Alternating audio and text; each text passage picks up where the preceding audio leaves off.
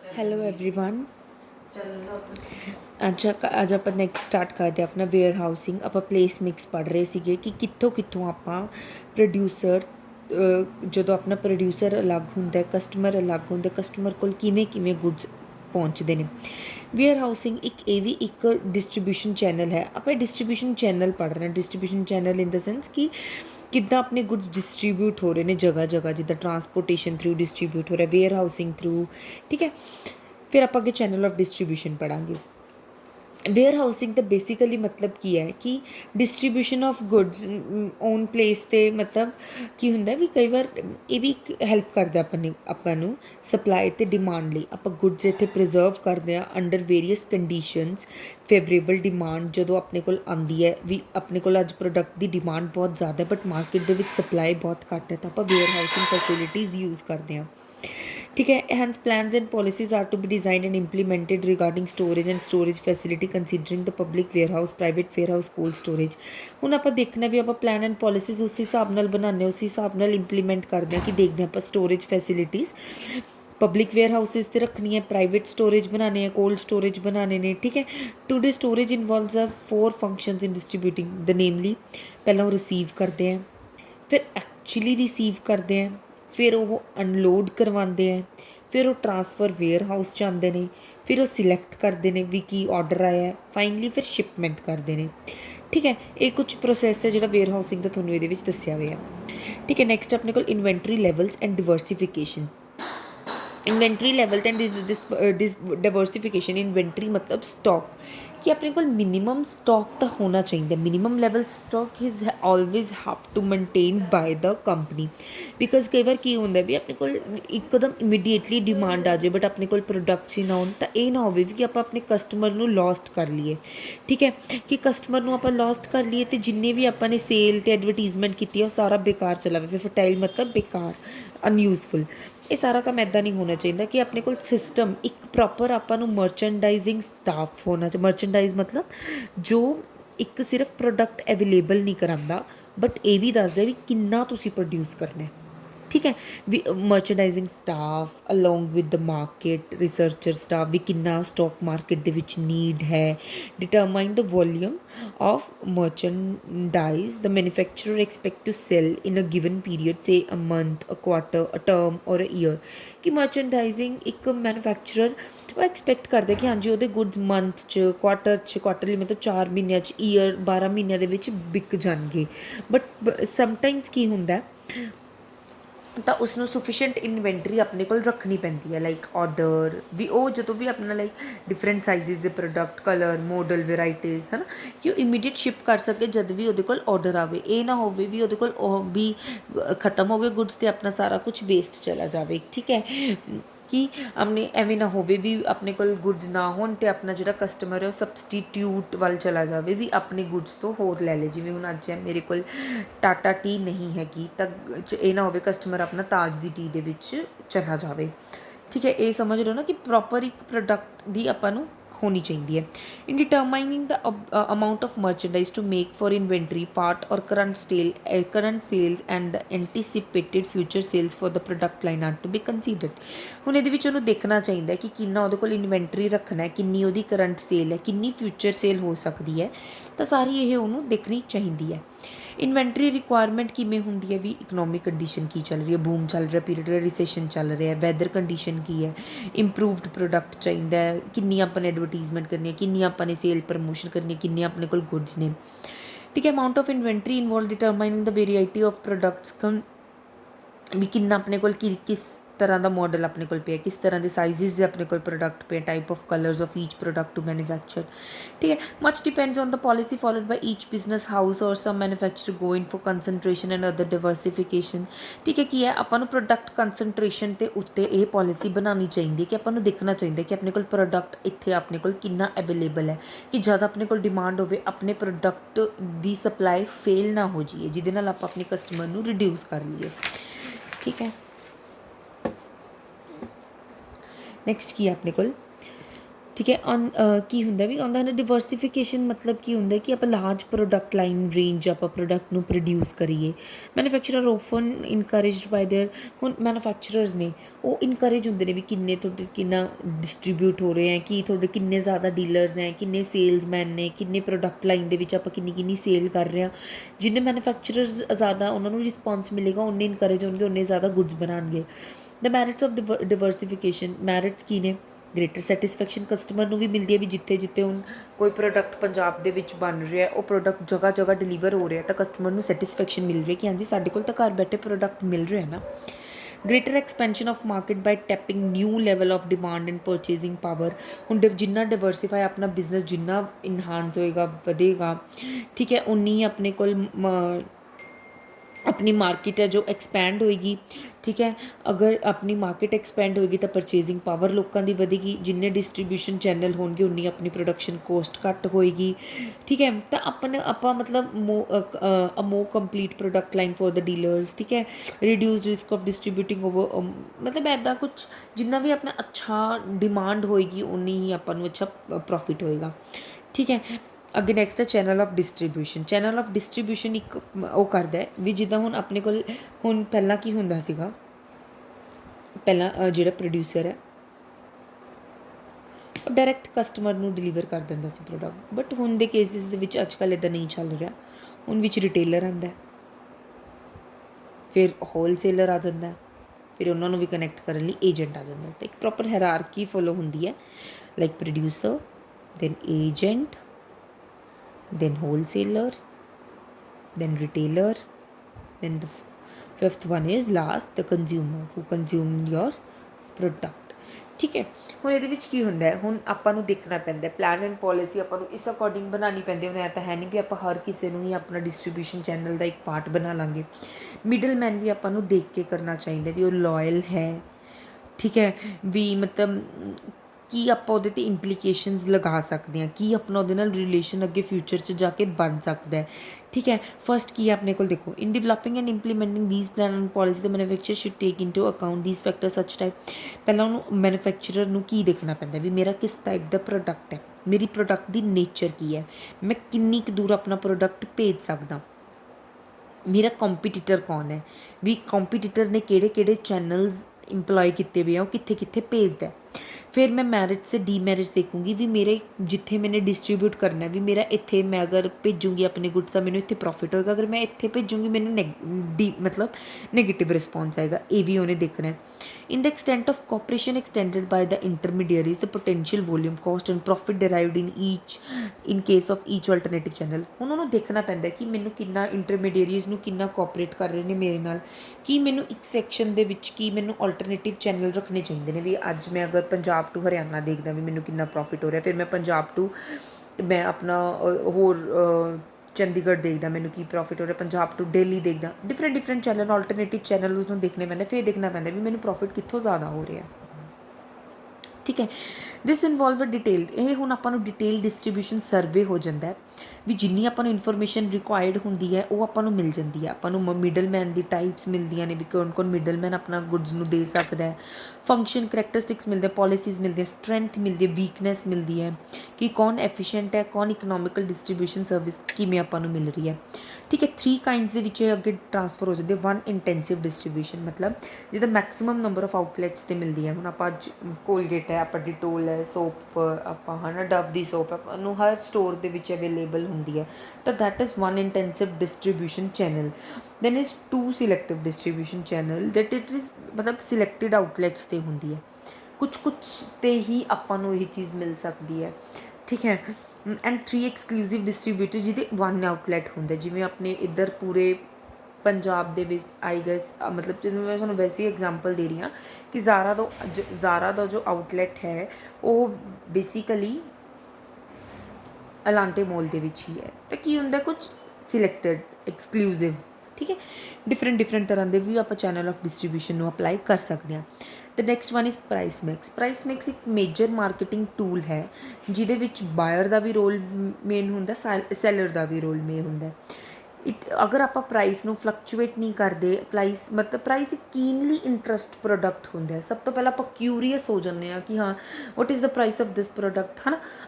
ਆਪਾਂ ਪਸੰਦ ਬਾਅਦ 'ਚ ਕਰਦੇ ਹਾਂ, ਪਹਿਲਾਂ ਆਪਾਂ ਨੂੰ ਇੰਟਰਸਟ ਜ਼ਿਆਦਾ ਹੁੰਦਾ ਕਿ what is the price of this product, how much money I have to give you regarding this product, ठीक है। it is the price of a product or a service that ensures a decent return on an investment, guarantee stable economic structure, create, maintain and extend market share। Price ਇੱਕ ਇਹੋ ਜਿਹੀ ਚੀਜ਼ ਹੁੰਦੀ ਹੈ ਵੀ ਜਿਹਦੇ ਨਾਲ ਆਪਾਂ ਜਿੰਨੀ ਇਨਵੈਸਟਮੈਂਟ ਕਰਦੇ ਉਹਨਾਂ ਨਾਲ ਆਪਾਂ ਨੂੰ ਰਿਟਰਨ ਮਿਲਦਾ। ਕੁਛ ਆਪਾਂ ਨੇ ਇਨਵੈਸਟਮੈਂਟ ਕੀਤੀ ਹੁੰਦੀ, ਆਪਾਂ ਪ੍ਰੋਫਿਟ ਦੀ ਆਪਾਂ ਨੂੰ ਇਹ ਹੁੰਦਾ ਨਾ ਵੀ ਆਪਣੇ ਕੋਲ ਪ੍ਰੋਫਿਟ ਵੀ ਆਵੇ, ਗਰੰਟੀ ਸਟੇਬਲ ਇਕਨੋਮਿਕ ਸਟਰਕਚਰ ਬਣਿਆ ਰਵੇ, ਠੀਕ ਹੈ, ਮਾਰਕੀਟ ਸ਼ੇਅਰ ਵੀ ਆਪਣਾ ਬਣਿਆ ਰਵੇ, ਠੀਕ ਹੈ। ਕਿ ਇਹ ਫਿਰ pricing constitute one of the major problem of marketing management ਨਾਲ ਪ੍ਰਾਈਸਿੰਗ ਇੱਕ ਬਹੁਤ ਬੜਾ ਰੋਲ ਹੁੰਦਾ ਵੀ ਉਹਨਾਂ ਨੂੰ ਦੇਖ ਕੇ ਕਰਨਾ ਚਾਹੀਦਾ। every marketing manager is very much concerned about this pricing policies, its determination and implementation। बहुत तरह की pricing policy होती है, penetration pricing policy, marketing scheming, ठीक है। penetration pricing policy ਦੇ ਵਿੱਚ ਕੀ ਹੁੰਦਾ ਹੈ, penetration pricing policy ਦੇ ਵਿੱਚ ਕੀ ਵੀ ਆਪਾਂ penetration policy ਦੇ ਵਿੱਚ ਕੀ ਹੁੰਦਾ ਕਿ ਆਪਾਂ ਆਪਣੇ ਪ੍ਰੋਡਕਟ ਦੀ ਇੰਨੀ penetration, ਤੁਸੀਂ ਇਹ ਵੀ ਲਿਖ ਕੇ ਆ ਸਕਦੇ ਹੋ ਇਹਦੇ ਵਿੱਚ, ਪੈਨੇਟ੍ਰੇਸ਼ਨ ਪ੍ਰਾਈਸ ਪੋਲਿਸੀ ਕੀ ਹੁੰਦਾ ਕਿ ਆਪਾਂ ਆਪਣੇ ਪ੍ਰੋਡਕਟ ਦੀ ਇੰਨੀ ਕੁ ਜ਼ਿਆਦਾ ਲੋਅਰ ਕੋਸਟ ਕਰ ਦਿੰਦੇ ਹਾਂ ਕਿ ਆਪਣੇ ਕਸਟਮਰਸ ਆਟੋਮੈਟਿਕਲੀ ਆਪਣੇ ਪ੍ਰੋਡਕਟ ਵੱਲ ਅਟਰੈਕਟ ਹੋ ਜਾਂਦੇ ਨੇ। ਫਿਰ ਕੀ ਆ ਜਾਂਦੀ ਇੱਕ ਸੈਕਿੰਡ ਮਾਰਕੀਟ ਸਕੀਮਿੰਗ। ਇਹ ਤੁਹਾਡੀ ਬੁੱਕ ਦੇ ਵਿੱਚ ਨਹੀਂ ਹੈ, ਮੈਂ ਵੈਸੇ ਤੁਹਾਨੂੰ ਜਨਰਲੀ ਦੱਸ ਰਹੀ ਹਾਂ, ਠੀਕ ਹੈ। ਕਿਉਂਕਿ ਕੱਲ੍ਹ ਮੈਂ ਆਪਣਾ UGC ਦਾ ਪੇਪਰ ਦੇਣ ਗਈ ਸੀ, ਦੈਨ ਉੱਥੇ ਮੈਨੂੰ ਕੁਐਸਚਨ ਆਇਆ ਹੋਇਆ ਸੀ what is penetration policy, what is market skimming. ਤਾਂ ਆਈ ਥੋਟ ਕਿ ਤੁਹਾਨੂੰ ਦੱਸਣਾ ਬਹੁਤ ਇੰਪੋਰਟੈਂਟ ਹੋ ਜਾਂਦਾ। ਮਾਰਕੀਟ ਸਕੀਮਿੰਗ ਦੇ ਵਿੱਚ ਕੀ ਹੁੰਦਾ ਕਿ ਆਪਾਂ ਪ੍ਰੋਡਕਟ ਮਤਲਬ ਐਕਸਕਲੂਸਿਵ ਪ੍ਰੋਡਕਟਸ ਦੀ ਰੇਂਜ ਆ ਜਾਂਦੀ, ਹਾਈ ਪ੍ਰੋਡਕਟਸ ਦੀ ਰੇਂਜ ਆ ਜਾਂਦੀ, ਜਿੱਦਾਂ ਸੈਮਸੰਗ ਵਾਲੇ ਹੋ ਗਏ, ਐਪਲ ਦਾ ਬੈਸਟ ਐਗਜ਼ਾਮਪਲ ਹੋ ਗਿਆ ਮਾਰਕੀਟ ਸਕੀਮਿੰਗ, ਇਹਨਾਂ ਦੀ ਹਾਈ ਰੇਂਜ ਹੁੰਦੀ ਹੈ ਪ੍ਰੋਡਕਟ ਦੀ, ਠੀਕ ਹੈ। ਵੀ ਆਪਾਂ ਵੇਰੀਅਸ ਪ੍ਰਾਈਸ ਪੋਲਿਸੀ ਲਗਾਉਂਦੇ ਕਿ ਜਿਹਦੇ ਨਾਲ ਆਪਾਂ ਡਿਟਰਮਾਈਨ ਕਰਦੇ ਹਾਂ, ਫਿਰ ਆਪਾਂ ਇੰਪਲੀਮੈਂਟੇਸ਼ਨ ਕਰਦੇ ਹਾਂ ਕਿ ਆਪਣਾ ਇਹ ਵਾਲੀ ਪ੍ਰਾਈਸ ਪੋਲਿਸੀ ਆਪਣੇ ਲਈ ਠੀਕ ਹੋਏਗੀ, ਠੀਕ ਹੈ। ਫਿਰ ਨੈਕਸਟ ਹੋਰ ਵੀ ਕਈ ਤਰ੍ਹਾਂ ਦੀ ਪ੍ਰਾਈਸ ਪੋਲਿਸੀ ਹੁੰਦੀਆਂ ਨੇ, ਮੈਂ ਤੁਹਾਨੂੰ ਵੈਸੇ ਇਹ ਦੋ ਮੈਨੂੰ ਪੇਪਰ ਚਾਹੀਏ ਸੀ, ਮੈਂ ਤੁਹਾਨੂੰ ਦੱਸਦਾ। ਦੇਅਰ ਆਰ ਗੁੱਡ ਮੈਨੀ, ਕੁਛ ਐਵੇਂ ਦੀਆਂ ਵੀ ਹੁੰਦੀਆਂ ਨੇ ਵੀ ਜਿਹੜੀਆਂ ਮਤਲਬ ਆਪਣੇ ਕੰਪੀਟੀਟਰਸ ਨੂੰ ਕੰਪੀਟੀਟਰ ਪ੍ਰਾਈਸ ਪੋਲਿਸੀ ਵੀ ਜੋ ਸਾਡੇ ਕੰਪੀਟੀਸ਼ਨ ਨੇ ਰੱਖਿਆ ਹੋਇਆ ਉਹੀ ਆਪਾਂ ਪ੍ਰਾਈਸ ਪੋਲਿਸੀ ਰੱਖ ਦਿੰਦੇ ਹਾਂ। ਕੁਛ ਇਹੋ ਜਿਹੀ ਪ੍ਰਾਈਸ ਪੋਲਿਸੀਜ਼ ਵੀ ਹੁੰਦੀਆਂ ਨੇ ਵੀ ਅਪ ਟੂ ਡਿਮਾਂਡ ਦੇ ਰੱਖ ਦਿੰਦੇ ਆਪਾਂ, ਵੀ ਜਦ ਡਿਮਾਂਡ ਹਾਈ ਹੋਏਗੀ ਆਪਾਂ ਹਾਈ ਰੱਖ ਲਾਂਗੇ, ਠੀਕ ਹੈ। ਐਵੇਂ ਦੀਆਂ ਵੀ ਪ੍ਰਾਈਸਿੰਗ ਪੋਲਿਸੀਜ਼ ਹੁੰਦੀਆਂ ਨੇ। There are good many variables affecting the price of a product, namely ਹੁਣ ਉਹਦੀ ਪ੍ਰਾਈਸ ਆਫ ਅ ਪ੍ਰੋਡਕਟ, ਉਹਦੀ nature of market, cost of manufacture, cost of marketing, sale policy method, channel of distribution, competitor prices, ਮਤਲਬ ਸਭ include ਕਰਕੇ ਆਪਾਂ ਇੱਕ price ਰੱਖਦੇ ਹਾਂ ਕਿ ਬਿਜ਼ਨਸ ਨੂੰ ਵੀ ਨਾ ਨੁਕਸਾਨ ਹੋਵੇ, ਉਹਦੇ ਨਾਲ ਰਿਟੇਲਰਸ ਨੂੰ ਵੀ ਨਾ ਨੁਕਸਾਨ ਹੋਵੇ, ਹੋਲਸੇਲਰਸ ਨੂੰ ਵੀ ਨਾ ਨੁਕਸਾਨ ਹੋਵੇ, ਏਜੰਟਸ ਨੂੰ ਵੀ ਨਾ ਨੁਕਸਾਨ ਹੋਵੇ। ਦੇਖੋ ਆਪਣੇ ਕੋਲ ਇੰਨੇ ਲੋਕਾਂ ਦਾ ਪੈਸਾ ਆ ਕੇ ਅਗਰ ਆਪਾਂ ਨੇ ਕੋਲ ਇੱਕ, ਮੈਂ ਜਿੱਦਾਂ suppose this is the calculator, this cost of the calculator is suppose 150 rupees, that ਇਹ ਆਪਣੇ ਕੋਲ 150 ਰੁਪੀਜ਼ ਦੇ ਵਿੱਚ ਦੇਖੋ ਕਿਹਦਾ ਮਾਰਜਨ ਜੁੜਿਆ ਹੋਇਆ, ਇੱਕ ਆਪਣੇ ਕੋਲ ਰਿਟੇਲਰ ਦਾ ਵੀ, ਹੋਲਸੇਲਰ ਦਾ ਵੀ, ਏਜੰਟ ਦਾ ਵੀ, ਕੰਪਨੀ ਦਾ ਵੀ। ਤਾਂ ਦੇਖੋ ਕਿੰਨਾ ਆਪਣੇ ਕੋਲ ਚਾਰਜ ਲੈ ਰਹੇ ਨੇ ਇਹ ਆਪਣੇ ਕੋਲ, ਕਿੰਨਾ ਆਪਾਂ ਨੂੰ ਐਕਸਪਲੋਟੇਸ਼ਨ ਹੋ ਰਹੀ ਹੈ ਆਪਣੇ ਨਾਲ, ਹੈ ਨਾ, ਠੀਕ ਹੈ। ਨੈਕਸਟ ਕੀ ਆ, ਆਪਾਂ ਹੁਣ ਇਹਦੇ ਕੁਛ ਪ੍ਰਾਈਸਿੰਗ ਪੋਲਿਸੀਜ਼ ਐਂਡ ਸਟ੍ਰੈਟੇਜੀਜ਼, ਇਹਦੇ ਵਿੱਚ ਤੁਸੀਂ ਲਿਖ ਸਕਦੇ ਹੋ ਵੀ ਵੇਰੀਅਸ ਪ੍ਰਾਈਸਿੰਗ ਪੋਲਿਸੀਜ਼ ਦੇ ਰਾਹੀਂ ਆਪਾਂ ਸਟ੍ਰੈਟੇਜੀਜ਼ ਮੇਨਟੇਨ ਕਰਦੇ ਹਾਂ ਕਿ ਜਿਹਦੇ ਨਾਲ ਆਪਾਂ ਕਿੰਨੇ ਜੀਓਗ੍ਰਾਫੀਕਲ ਏਰੀਆ, ਇੰਨੇ ਏਰੀਆ ਦੇ ਵਿੱਚ ਆਪਾਂ ਇੰਨੀ ਪ੍ਰਾਈਸਿੰਗ ਪੋਲਿਸੀ ਰੱਖਣੀ ਹੈ, ਠੀਕ ਹੈ। Pricing policy involve price differentials, pricing policy involving leadership, imitation policy, psychology of the consumers, ਵੀ ਉਹਨਾਂ ਦੀ ਉਹਨਾਂ ਕਿੰਨੀ ਪੇਇੰਗ ਕਪੈਸਿਟੀ ਹੈ।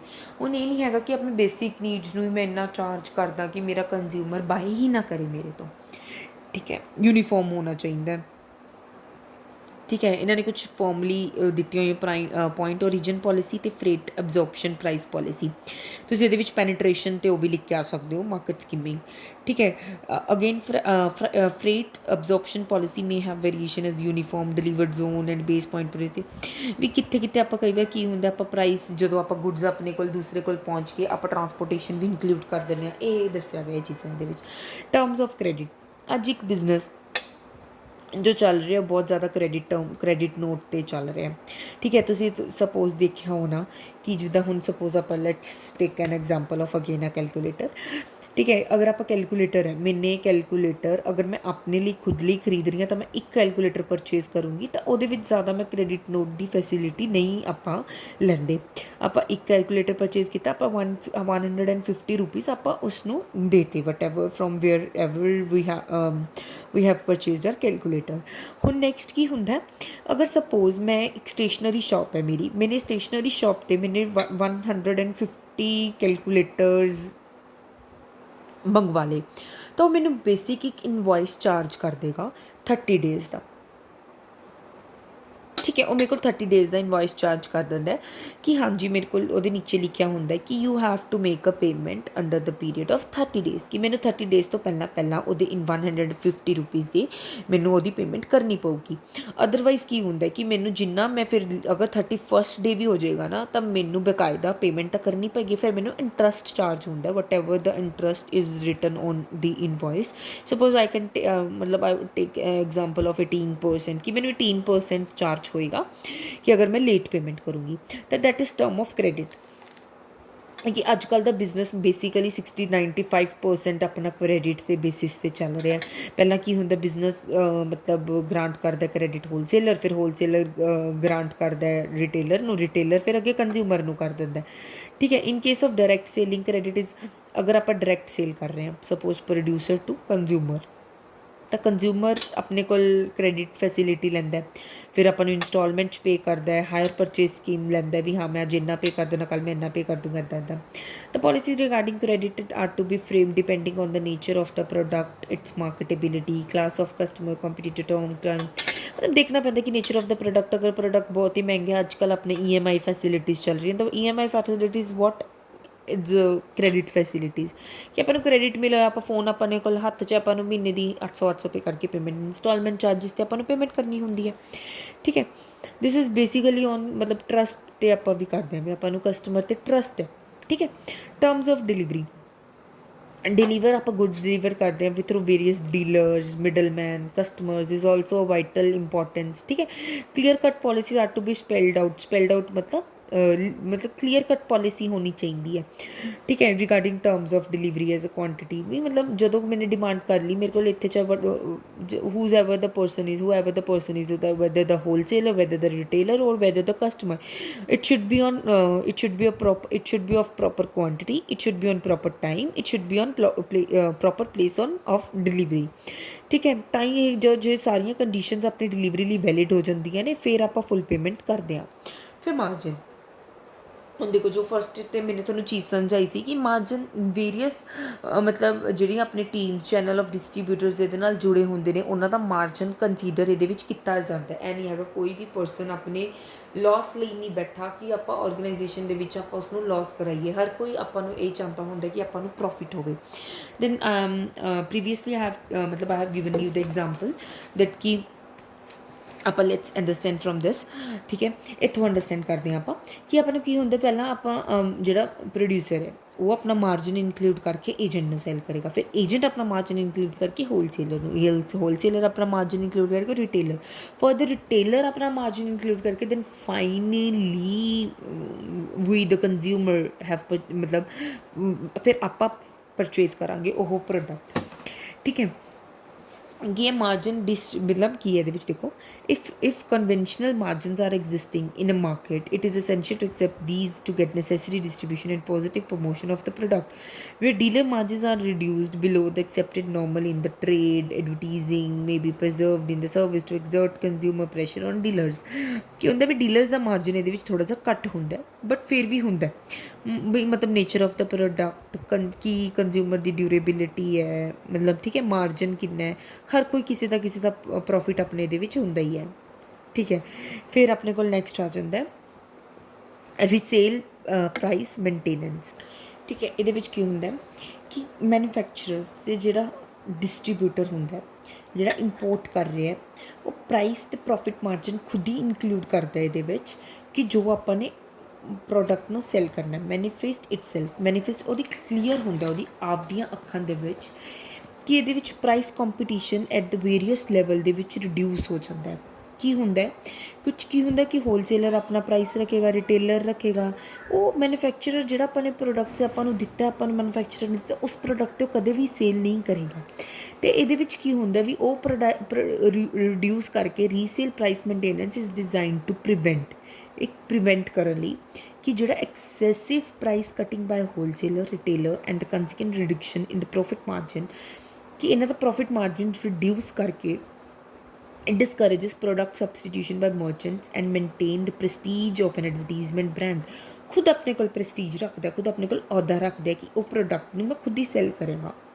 ठीक है, तो further the consumer are protected against overcharging by the middleman. ਹੁਣ suppose this is the calculator, ਮੈਂ ਅਗਰ ਆਟੋਮੈਟਿਕਲੀ ਉਸ ਤੋਂ ਪਰਚੇਜ਼ ਕਰਾਂ ਤਾਂ it cost me around but ਮਤਲਬ for take an example of like 50 rupees, तब मैं 150 रुपीज़ विच मिडल मैन ਨੂੰ ਕਿੰਨਾ ਹੀ ਦੇ ਰਹੀ ਹਾਂ। ਠੀਕ ਹੈ, ਤਾਂ ਇਹ ਰੀਸੇਲ ਪ੍ਰਾਈਸ ਮੇਨਟੇਨੈਂਸ ਹੋ ਗਿਆ। ਠੀਕ ਹੈ, ਨੈਕਸਟ ਦੀ ਕਲਾਸ ਵਿੱਚ ਆਪਾਂ ਪ੍ਰਮੋਸ਼ਨ ਮਿਕਸ ਸਟਾਰਟ ਕਰਦੇ ਹਾਂ। Thank you.